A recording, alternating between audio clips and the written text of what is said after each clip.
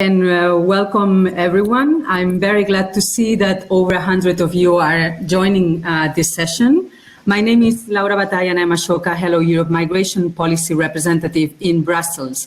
In the next hour, we are going to discuss the political and economic responses to COVID-19 or the lack of them, and how can citizens be empowered to be part of the solution to this crisis with three outstanding change makers. You will be able to ask them questions, so please, you can start writing them in the chat whenever you have a question. My Ashoka colleague Elishka will be collecting them, and some of you will have the opportunity to be invited into the conversation to ask your questions directly. So now getting into the topic. The COVID-19 pandemic has caught governments around the world completely unprepared. A few months after the pandemic has become global, we are starting to see its devastating effects on our economies. We are slowly coming to realize that the world that will come out of this crisis will not be the same as the one that entered it. This pandemic knows no boundaries and is threatening our health and our economy. Many of the present generations who have never seen war never had to worry about having access to basic needs. But during the current crisis, we have seen some shortages of grocery stores, as well as the collapse of our health systems. This is something that was taken for granted before. But unlike previous wars, we are not fighting on different sides this time. We are all fighting the same fight.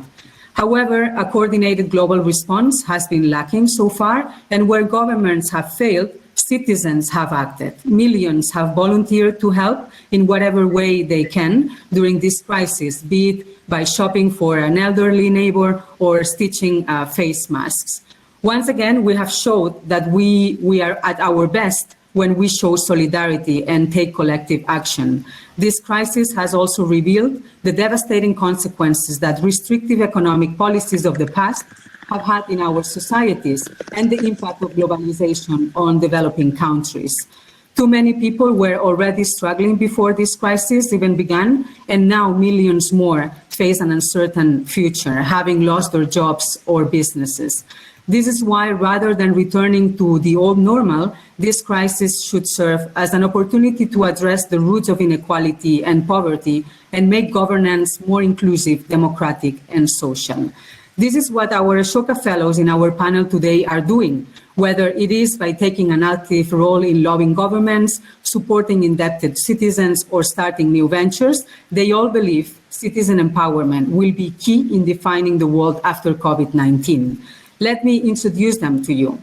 Alberto Alemano is an Italian lawyer and Jean Monnet professor in EU law, who, driven by his commitment to bridge the gap between academic research and policy, has founded several civic ventures, including the Good Lobby, which gives citizens a voice to help them make a difference for their communities.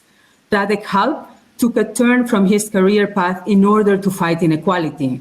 He has developed a new approach to transform the current ecosystem of debt, to bring 1 billion of over-indebted and excluded Czech citizens back to society. And last but not least, Pablo Santaeufemia is the CEO and co-founder of Bridge for Billions, an online incubator for early-stage entrepreneurs. He works to alleviate poverty and create employment by democratizing access to high-quality professional support and business mentoring for early-stage entrepreneurs who have been excluded from the traditional entrepreneurial ecosystem for gender, racial, or social reasons. Welcome all, and thank you for being here today. But before jumping on the solutions that each of them have to present us, we will try to understand a bit more the magnitude of the issue at stake. So I wanted to start by asking Alberto, how would you describe this current crisis and its implications from a political leadership standpoint? Thank you, Laura. Good morning, everyone. I think the COVID-19 crisis has not only taken by surprise each of us citizens, but also more critically our governments and our political leaders. After decades of multilateralism and international cooperation, all of a sudden a major cross-border crisis strikes and no country seems willing to somehow cooperate or think about citizens who do not live within their own borders. And no surprise that the response that each country has been providing to COVID has not necessarily been the most effective or the most conducive to a better solution. The social cost, not only the economic cost caused by this response, are extremely heavy, and they are only emerging now. And as a matter of days and weeks, we will see the irresponsibility of an entire political class and decision makers and international organizations of not doing a better job. So I'm quite severe vis-a-vis political leaders. I think it definitely they lack a reflex of cooperation, solidarity, as you mentioned, and in particular, they miss an opportunity to close the gap between the desire of citizens to come up with solutions and the ability of governments to actually mobilize those solutions. And I think this is a bit of an original sin of COVID, and hopefully many solutions, not only ours, will be able to find some room finally in being accommodated within the mainstream political process will emerge from this crisis. Thank you, Alberto. And now I want to turn to Pablo to ask the same question, but from an economic perspective. What's your assessment of the situation? So from an economic point of view, I think the pre-COVID world already was in need of a huge transformation, of structural transformation of our economies and also of our political system. I think that in terms of economic implications, we were already seeing issues with globalization. Globalization wasn't working for all, especially wasn't working for the most vulnerable groups in the planet. High income inequality, even despite great levels of growth. And I think that this crisis, it has already shown that the huge levels of unemployment that we're already going to have, and we're already having, but it's already a warning for our society as a whole, because there will be a new crisis. Hopefully it won't be a health crisis, but because of digitalization, artificial intelligence, and all the work, we know that a portion of our society, 50 plus, are being expelled from the market because they don't have the skills, and upskilling this group is more expensive. So we have groups that are right now no longer being of use to the economy, and it's horrible, and it's going to generate lots of job losses, but we don't have the mechanisms to generate that massive job creation, create jobs that are resilient, jobs that can really solve the problems of the billions. Unfortunately, entrepreneurship support, it's still a luxury. Innovation is still a luxury. And this already shows that the systems that we have are not working, and we're really seeing the consequences of not having that strong system that we need to generate. So this is a great opportunity for that, to change the system from the root. Thank you, Pablo. And now turning to, now that we have a better understanding of the situation, let's hear from your solutions that you have been implementing already before COVID-19. What's the essence of your solutions, and how are you putting citizens at the center of them? Radek, I would like to start with you. Thank you, Laura, and good morning, everyone. So I would take us a little bit back in time. In March 2017, in the Czech Republic, Czech Bailiff Chamber published a few common macro numbers about the enforcement proceedings in the Czech Republic. So basically about people in debts. And it was without any big interest from media or from public, because there was no context, no solutions, no suggestions, nothing behind. And in the meantime, we finalized our interactive requisition map, execution map, which we visualized the data in more detail and introduced it a few days later. And it immediately caused a media tsunami. It was everywhere. It was in the television, radio, newspapers, online media, and the impact surprised everyone. And all the citizens were immediately mobilized for a solution. The topic was opened suddenly to the wide public, to senators, to politicians, to universities, research institutions, etc., etc. And what it showed, or what it revealed, in Czech Republic, we had like 10% of adult population in enforcement proceedings, and in total, we were facing like 5 million enforcement. In the country with 10 million inhabitants, 5 million enforcement is a pretty big number. We also revealed that there is like there was like 6,000 children even in the enforcement, because in Czech Republic we have so absurd laws that even the children are responsible for paying local taxes, some of them. So they were responsible for not paying them, and they were subject of the enforcement proceedings, not their parents, but the children itself. So with regards to COVID-19, we see that the indebtedness, household indebtedness, will increase significantly across Europe and across the world. And last crisis shown that numbers of enforcement orders imposed in 1 year increased more than 4 times after the crisis in the Czech Republic. So we expect a huge number of people who will be forced to enforcement proceedings, to financial executions, and we need detailed data and not to repeat the same mistake that we did last time. Therefore, the precise data are now needed more than ever for the preventive actions, but also for the corrective ones. Our job in our organization is, beside other activities like working with employers and working with municipalities directly, our core activity is lobbying for system changes, because with system change, through the system change, we can influence millions and millions of people, and that's the key of our work. We focus on daily work with the politicians. We are giving them the suggestions and solutions, and also with the media. We have a very good relationship with the media and an informal, let's say, connection. So we are using media to pick up the issue, and also politics to bring up the solution which we suggest. We already achieved several very important changes, for example, in the personal bankruptcy law, which was quite absurd in the Czech Republic. And we also achieved through the data help in the localities, because if you have precise data, you are able to localize the issue where the issue is the biggest. You are able to send the help there, the capacities, the finances, etc., directly to the regions which are most affected. And also, you can incorporate solutions into the strategic materials of the regions, of the municipalities. And this way, you can convince the solution. Also, the data which we are presenting are helping to let's say, understand correlations with other social and economic aspects like unemployment, education, but also the political preferences, extremism, populism, and so on and so on. So that's why we are also providing data to universities and research agencies to work with the data. And in the Czech Republic, for example, the data just help to reframe the political debate, the public debate about the root causes of indebtedness, moving from individual faults to the system faults, and to activate them and empower them to act and to require the changes. So just recently, we have achieved, together with other NGOs, several important legal changes just within 3 weeks.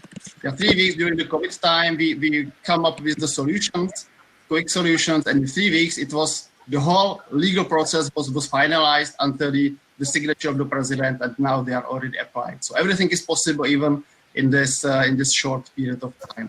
So now we should only demand a fair legal environment and to be able to minimize losses and to accelerate the recovery. So we can expect that there will be lots of subjects now, like loan sharks, who will try to benefit from the crisis. So we need to prevent it and to come up with the detailed data and visualized data. So that's for me. Thank you for attention, and apologize for being a little bit long. Thank you, Radek. Well, you already addressed some of the questions that we will be surely discussing afterwards, but it's very impressive, the solutions that you have been carrying out in your home country. Let's continue with Pablo.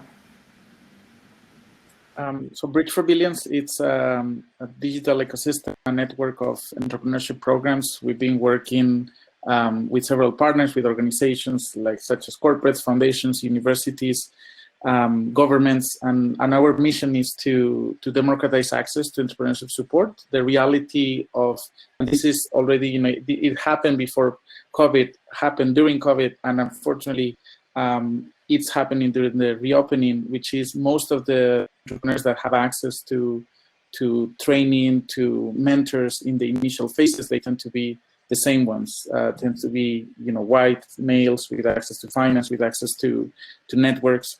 And because innovation, it's a human innate ability that we have.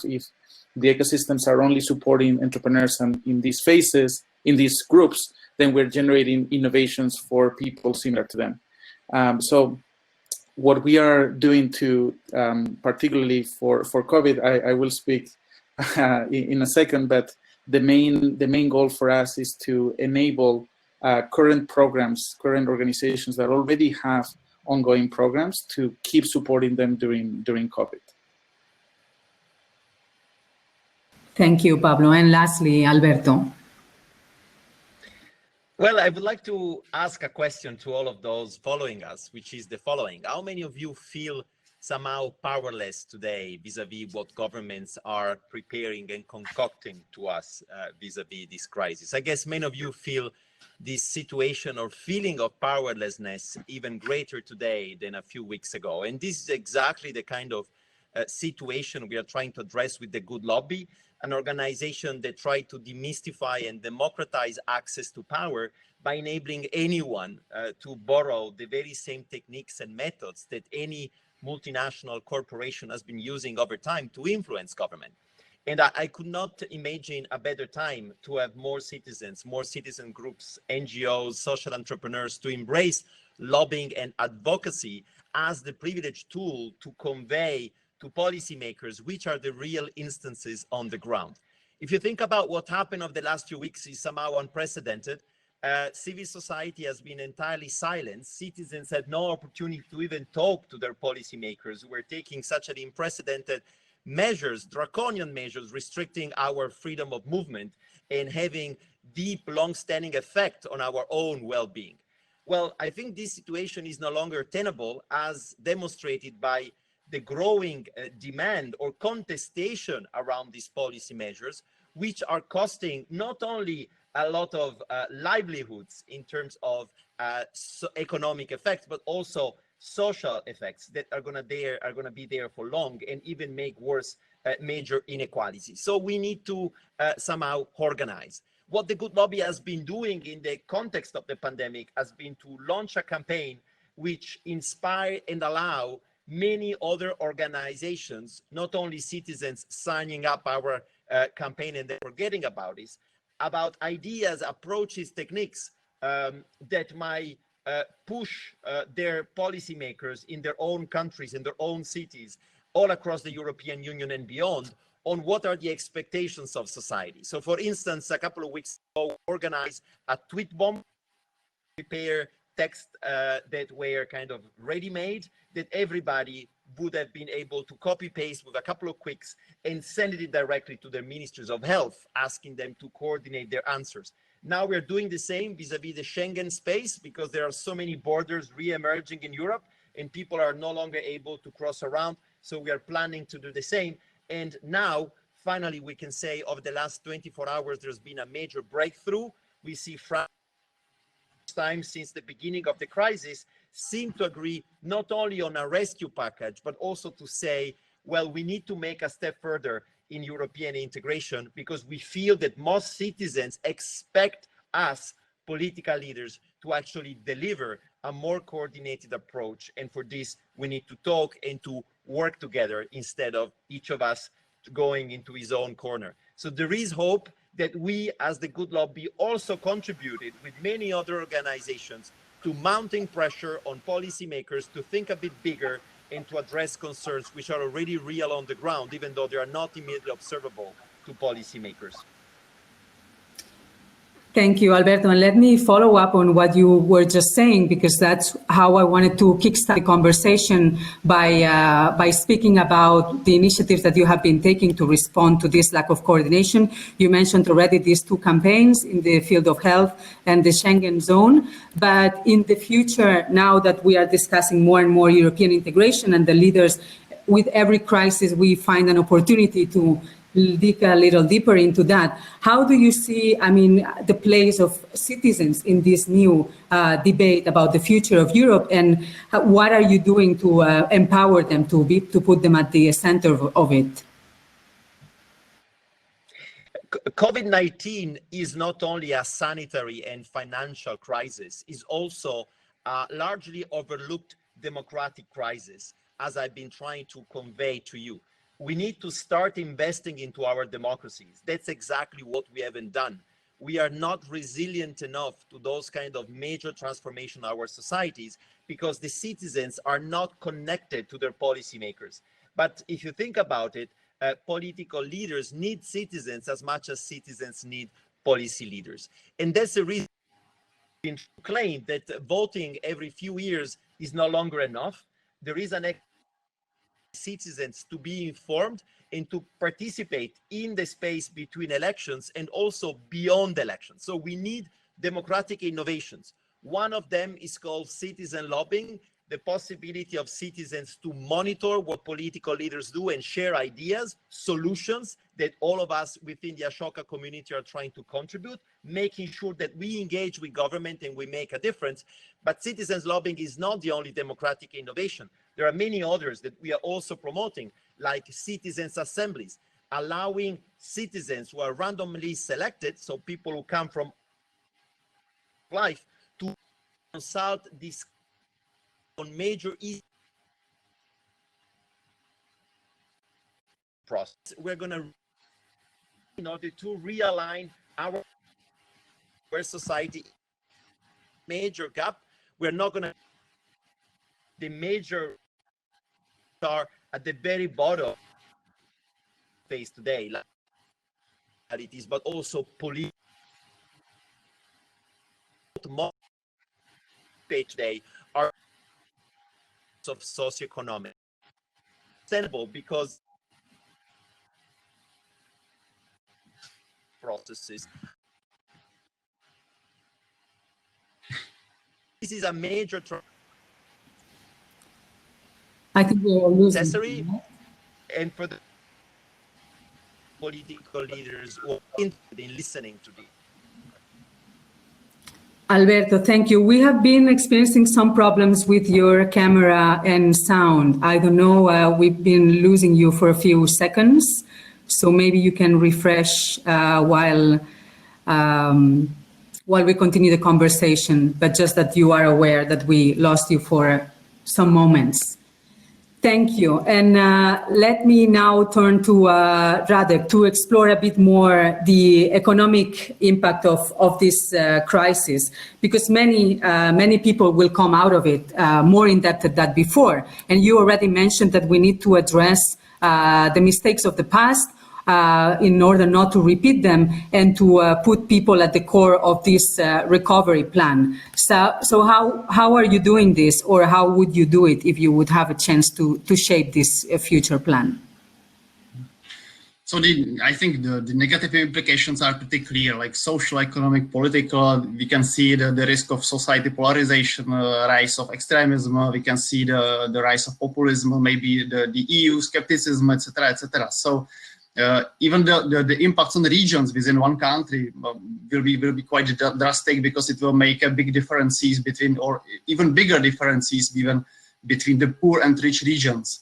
I mentioned that we made some mistakes in 2008. It was connected with the entrepreneurs, because that time we had no personal bankruptcy law, and it meant for the entrepreneurs. So it meant that people or entrepreneurs who got into the debts, they had no chance to get out of debt. There was no personal bankruptcy legal law or law, and they were trapped in debts for forever. And it changed only in 2013. So it was a needed change which came out too late, and which trapped lots of hundred thousands of entrepreneurs in that trap with any vision for recovery.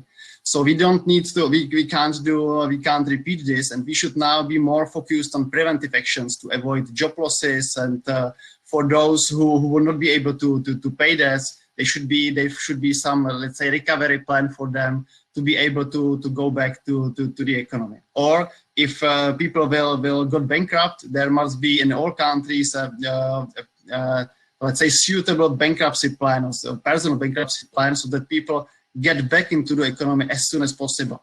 For example, in our country, it's for 5 years, which is a very long time, where people are usually inactive. They are in black economy because the salary reductions are so big that they rather go to the black economy, and they don't bring any taxes and social insurance, etc., etc. So we need to prevent this. We need to have a good system to recover people soon and to have the parcel bankruptcy as short as possible.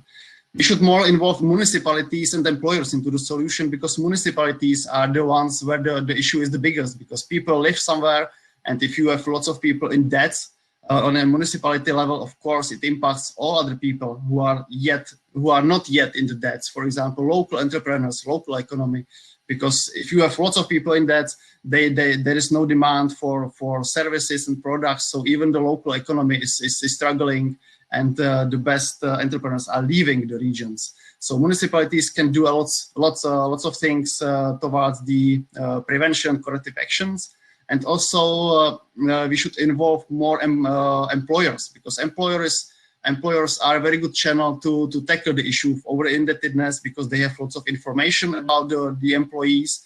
If they are in enforcement proceedings, at least in the Czech Republic, then they have all the documentation about financial situation of the person, so they can provide them with debt advice or debt counseling services. They can provide them with the legal advising, etc., etc. It's much better than provide them with some cinema tickets or some other benefits. So to help employees to somehow recover and to get back into the normal financial situation, and it will pay back to the employers on their loyalty, on their better productivity, lower losses, lower costs, let's say lower absentees, etc., etc. So these are like two very important channels: municipalities and employers who should be involved in the solution on a local level.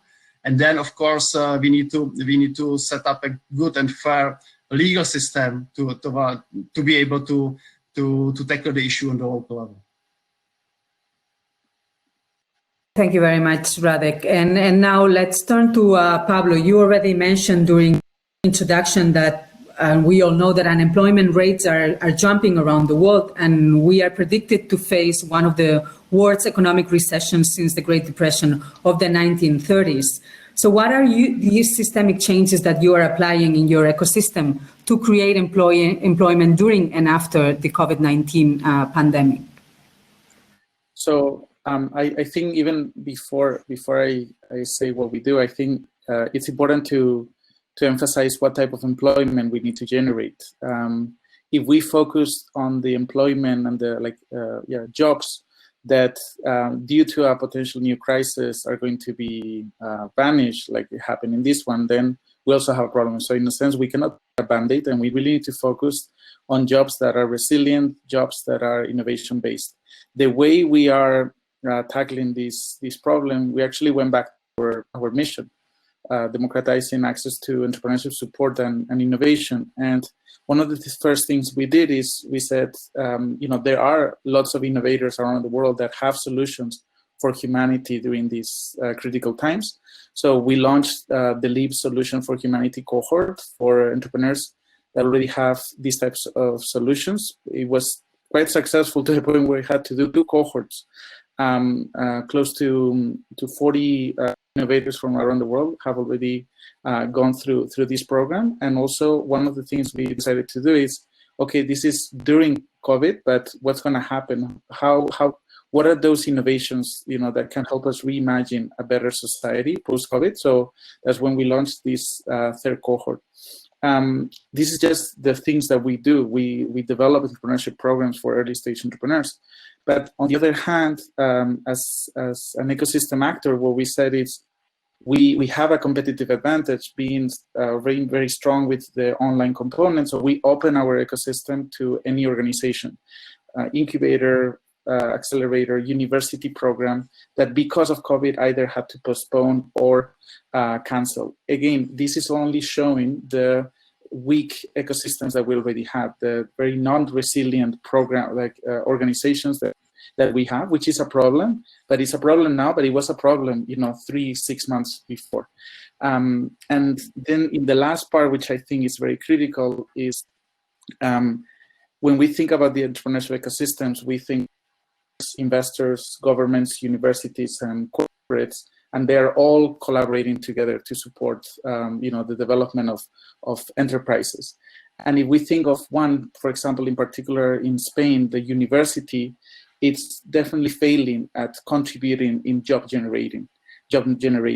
So one of the things that we're doing is we're partnering with several local organizations in Spain that have the same mission, and we want to turn universities as job generators.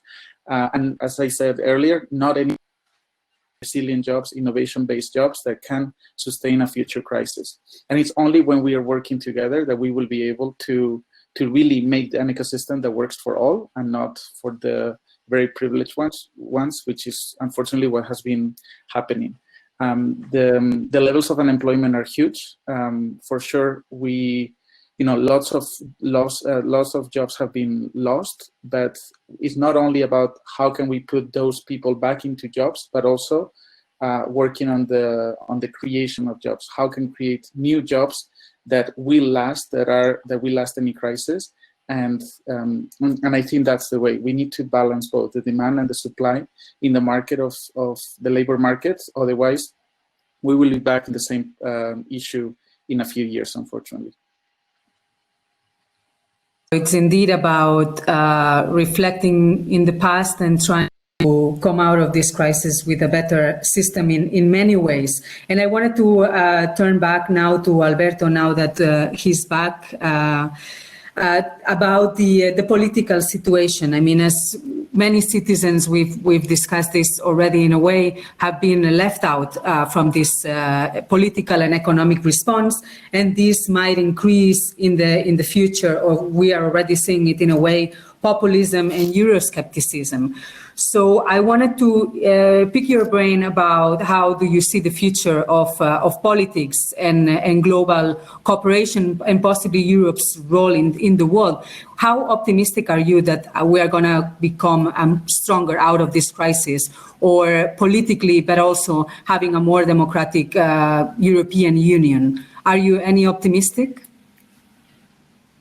Well, I think it's obviously too early to know where this story will unfold and how it will end up. But we already know now that most countries, when you think about Europe, for instance, have declared a state of emergency. So 12 countries out of 27, they are currently working in a complete detachment from their own parliament, and they are not really open to the idea of listening to citizens. Having said so, the risk of crystallization of those emergencies is very important.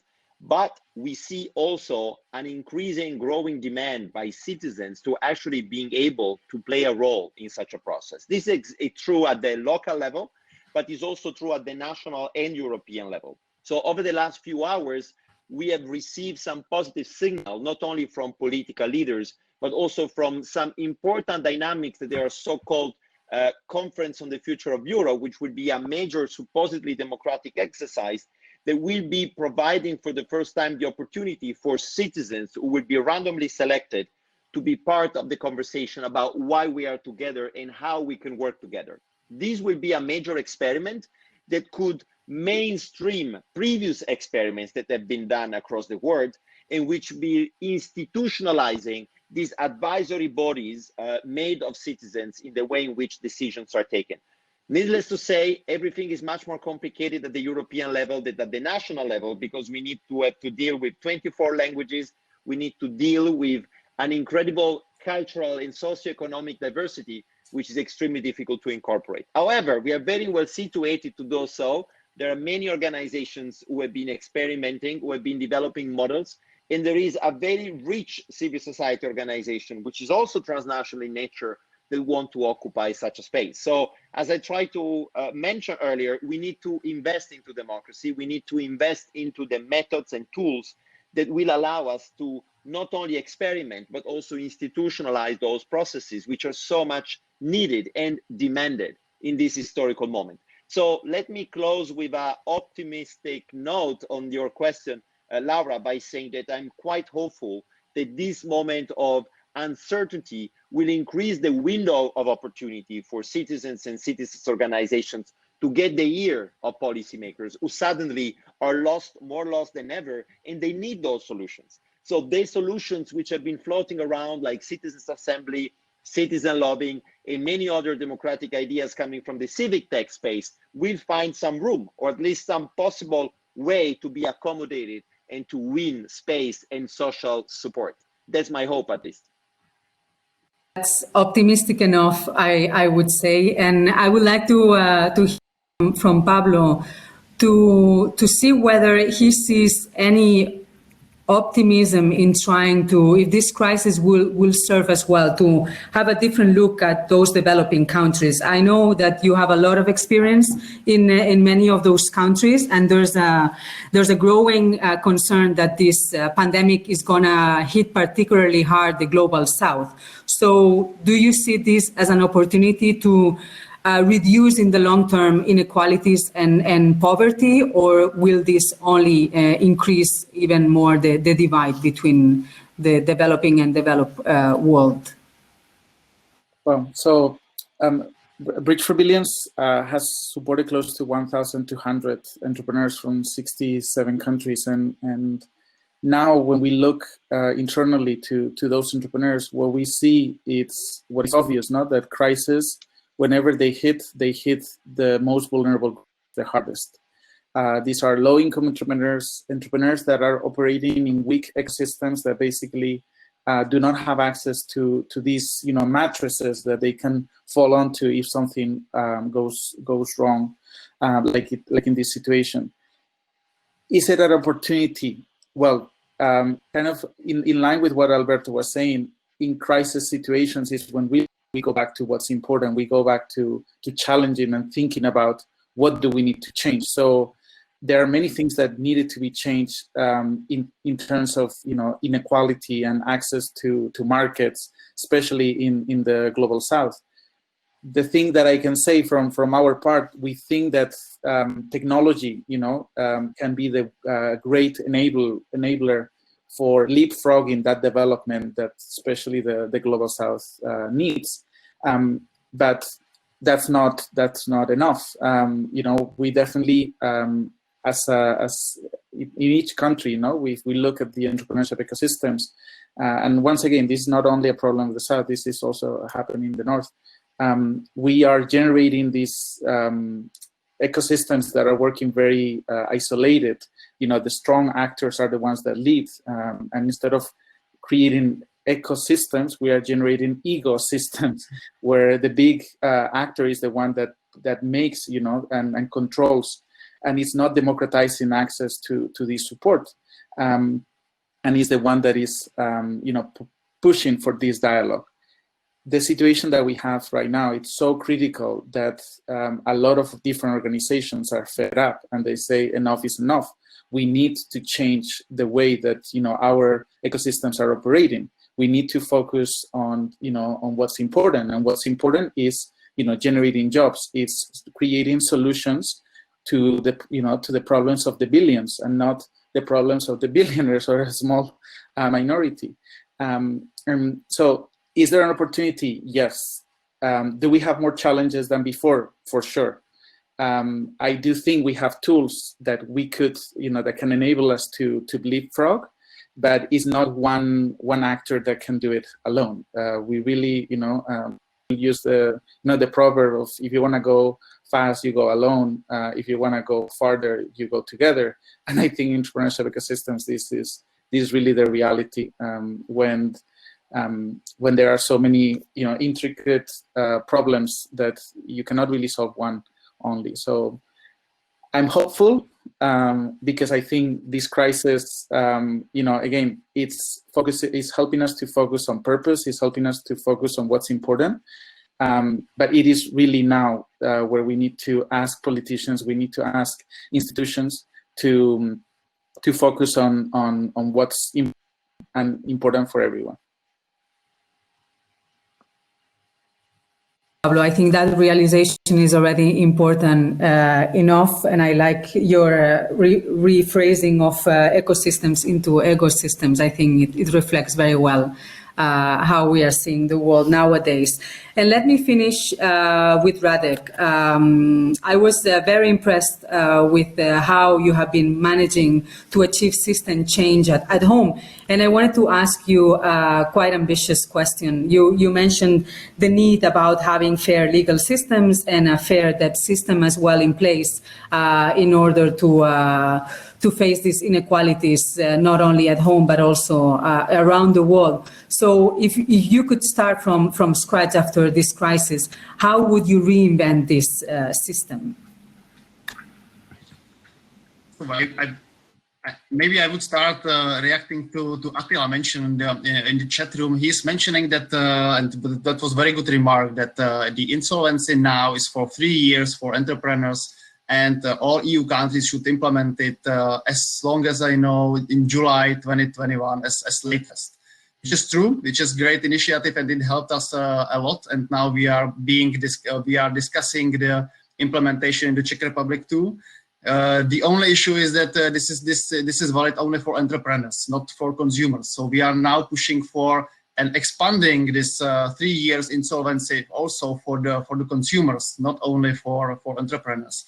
And let me start with this one. This should be also applied across the whole EU. So all the countries should have like 3 years insolvency both for consumers and for entrepreneurs. And with regards to enforcement proceedings, I see that this is the biggest challenge, because there are different systems across Europe regarding the enforcement proceedings, regarding the debt collection, let's say, after the court order. Some countries have like a state enforcement. It's almost half of the countries, and the other half has like private bailiffs, private debt collectors. For me, it's quite dangerous, because in terms of private bailiffs, private debt collectors, allows like competition and free market between the bailiffs, and this is very dangerous, because on one side the bailiffs has like a state power. They can block your account, they can block your income, they can sell your property, they can evict you from your house, etc., etc.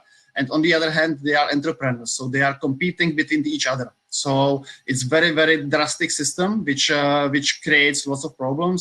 Also, if person or debtor has more than one debt, it means that he has also more than one debt collector, or bailiff. So it means a huge workload for employers, for institutions, for authorities, because 10 bailiffs are doing the same thing. So the one thing which I would change immediately is to have either the state enforcement proceedings, or to have the private subjects. Why not?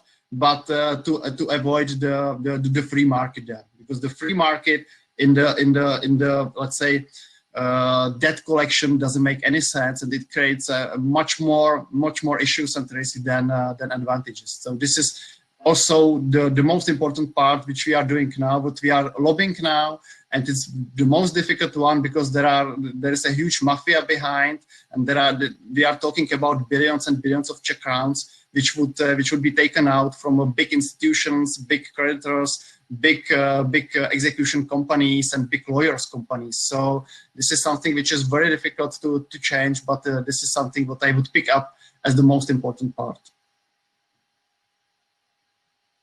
I think we have already did a lot into each of the dimensions of this crisis, and I see that there's a parallel discussion and conversation in the chat. So we will be moving shortly there, but I just wanted to lastly ask for a very brief call to action from you. We have a lot of change makers and potential change makers in the room with us. So this is our opportunity to be united. So in less than 1 minute, I would like to ask you for a very brief call to action. So what would be your message to all of them? Let's start now with Alberto. Well, from the Good Lobby, the message is always to lobby for change. That means to use all possible forms of influence which are available to us. Some of them are most conventional, some others are a bit more experimental, but they need to be used in order to be present. So virtually each of your organization is capable today to do two different things. Set the agenda, so defining which are the priorities ahead of you. And the second one, it is to hold accountable those decision makers who are supposedly there in order to represent also your interests, but probably they are not doing it. When you apply this lobbying tool methodology, the lobbying for change methodology, to any organization, you basically need to realize that it is possible to introduce change, certainly not a law. I would like to build on Pablo's statement here. The future in a post-COVID world will be to build coalitions. In particular, what I called unconventional coalitions. The most successful campaigns we've been involved into as the Good Lobby, and those that we have been promoting and incubating within the Good Lobby, are those in which actors who belong to very different worlds, a corporations and an NGO, a citizen movement and a big umbrella organizations, came together because their interests were suddenly aligned. And if there is such an alignment and you don't see it, well, try to overcome your own biases, which might be historically grounded and therefore wrong, and trying to be bold and trying to identify who could be your most unusual, unconventional allies, and try to talk to them, because something out of it might happen. And this is the only way today to basically induce systemic change. Very powerful. Let's turn now to Pablo. I think if we think about most of us from school, I would probably ask the question: did you ever get taught how to identify your purpose? How have you worked on this? I think the model that we have, the educational and even economic model that we have today, it's still the consequence of the Industrial Revolution, and we're seeing that the models and we're in an era of change, but we don't have the right processes. So my message to all of you is, yes, we didn't get taught how to identify our purpose, but we know that purpose-driven enterprises, purpose-driven leaders are the ones that are going to thrive in this post-COVID reality. So what I will ask all of you is to go back to inside and think of what is really my purpose in life. One of the things that we're seeing today, and especially in social media, people are angry. And they're angry because many of them, they're lacking a purpose. They don't know. They have never been taught. They've never experienced what it's like to put your work, your energy with your purpose, aligning that. So if we all do that, we will generate many more unconventional groups, and we will generate many more purpose-driven enterprises that are solving the needs of all. So right now in the room, there are 206 people. So I will really ask all of you to think, what is my purpose? How can I take this purpose further? How can I take it to an action? And who else do I need? It might be the vehicle that you want to use is the enterprise. Maybe it's politics. Maybe it's entrepreneurship. But if you do not know your purpose, if you cannot really say it, it's okay. We've never been taught. We don't have the systems that have helped us to really work in this direction. But I do think that the future is purpose driven. So don't fall behind and start thinking. Very inspiring, Pablo. And lastly, the floor is yours.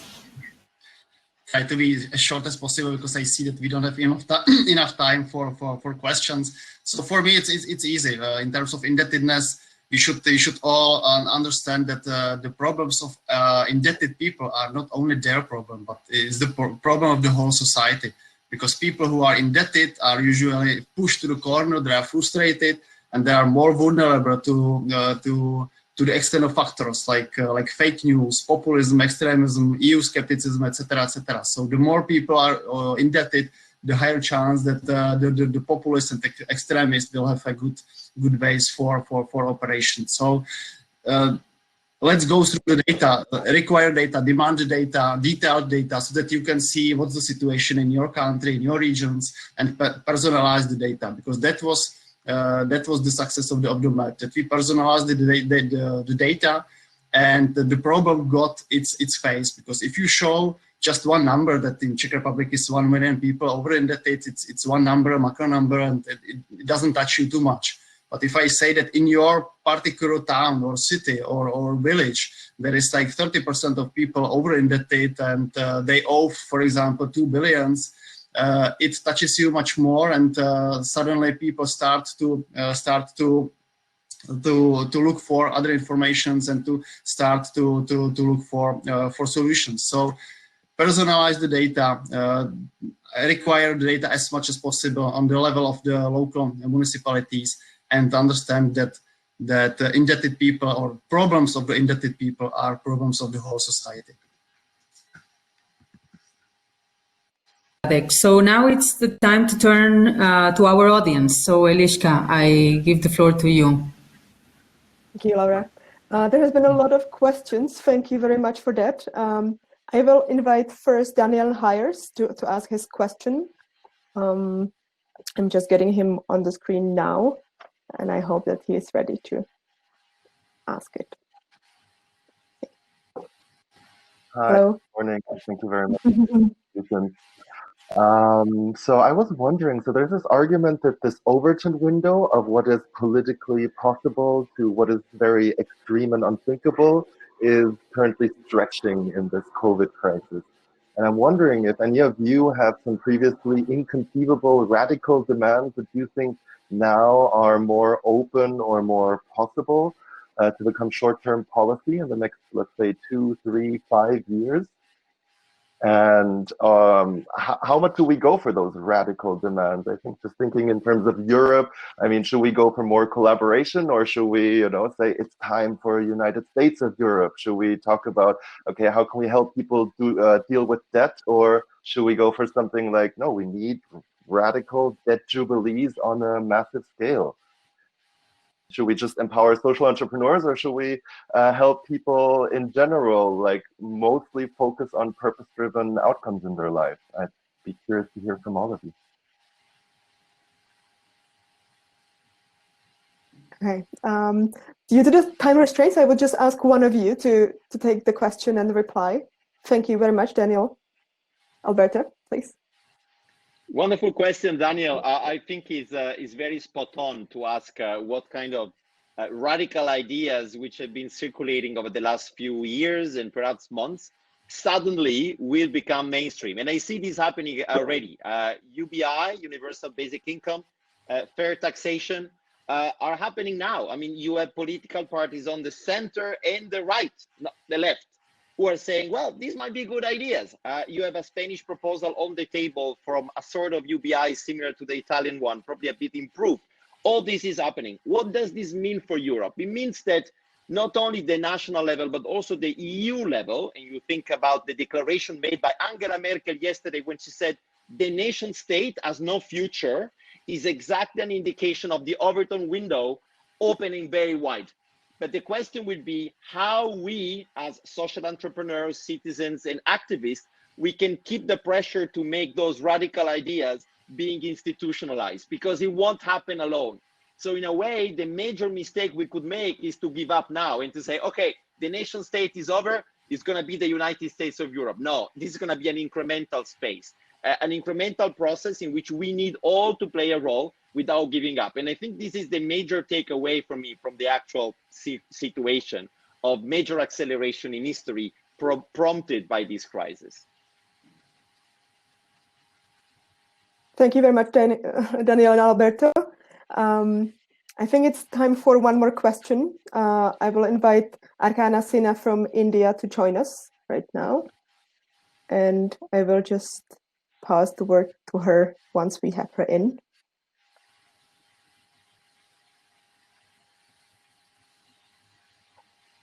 Perfect. Hello. Hi everyone. My question is for Radek. It is, what message do you have for the citizens who feel overwhelmed by the scale of this crisis? Because as much as this is a time for everyone to feel empowered, it is also a time when you see so all over the world, or even in your own country, that it can get discouraging. So what message would you have for them?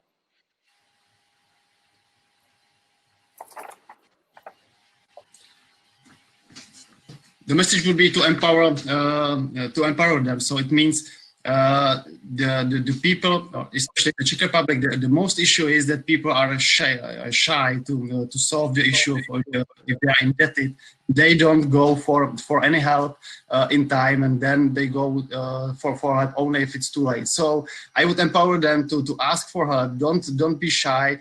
Go for help. Go to the municipalities. Go to the NGOs. Help. Ask for help. And if you feel that the system is wrong, you should also go to your politics, because this is something what really works. I know when we talk with the politics on a daily basis, they always mention that they received many messages, emails from the people, and the more topic is in the media, the more messages are being sent to the politicians. So I would empower them to not to sit at home and try to do something, but to either to ask for help or to go to the politicians and to activate the politicians if they feel that the system is somewhere wrong. Thank you. Amazing. Pablo, do you also want to react on the same question? We still have a minute or two. We'll see whether I can collect other ones. Sorry, I caught you off guard.